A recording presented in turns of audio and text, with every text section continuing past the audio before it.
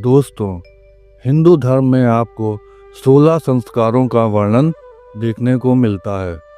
इन्हीं 16 संस्कारों में जो आखिरी संस्कार होता है उसी को हम अंतिम संस्कार के नाम से जानते हैं।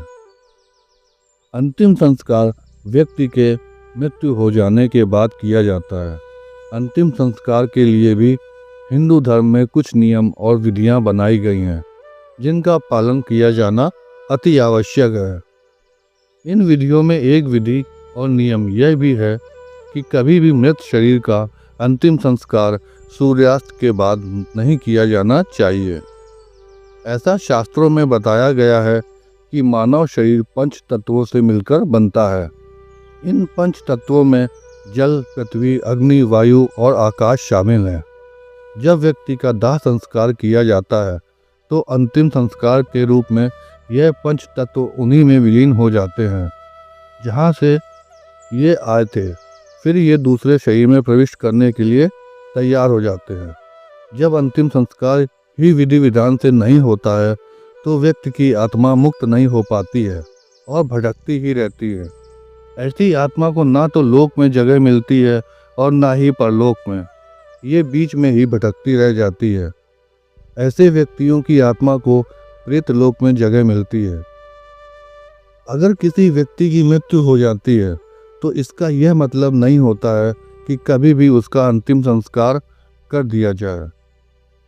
शास्त्रों में दाह संस्कार करने के भी कुछ नियम बताए गए हैं।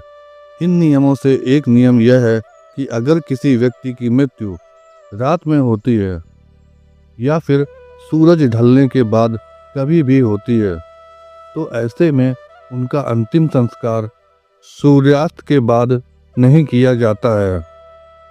रात में उस शव के आसपास दीपक जलाकर घर पर ही रखा जाता है।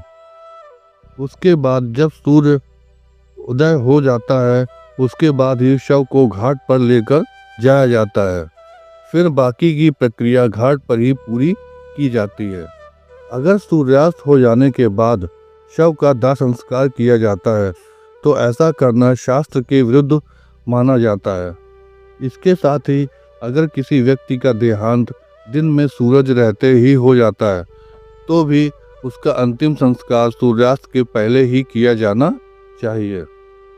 सूर्य ढल जाने के बाद अंतिम संस्कार नहीं किया जाता है। सूर्यास्त के बाद कभी भी अंतिम संस्कार इसलिए नहीं किया जाता है क्योंकि अगर सूर्य के ढलने के बाद अंतिम संस्कार किया जाता है तो दोष लग जाता है। दोस्तों, उसके बाद मृत व्यक्ति को मृत्यु लोक में जाकर कष्टों का सामना करना पड़ता है। इसके साथ ही जब व्यक्ति को अगला जन्म मिलता है तो उसके शरीर में कोई ना कोई दोष उत्पन्न हो जाता है। इसको लेकर एक और मान्यता है कि जब सूर्य ढल जाता है तो उसके बाद स्वर्ग के द्वार बंद हो जाते हैं और नरक के द्वार खुल जाते हैं। रात का समय ऐसा होता है जब आसुरी शक्तियों का वर्चस्व ज़्यादा होता है। ये शक्तियाँ मुक्ति के मार्ग में बाधा उत्पन्न कर देती हैं। ऐसे में जब मृत आत्मा को मुक्ति नहीं मिल पाती है तो वो भटकती रहती है। ऐसे में वो अपने आसपास के लोगों और परिजनों को परेशान करती है। यही कारण है कि रात में अंतिम संस्कार नहीं किया जाता है। दोस्तों, आज का यह विषय यहीं पर समाप्त होता है।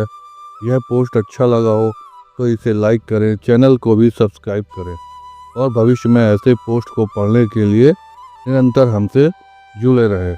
ओम नमः शिवाय मित्रों, राधे राधे।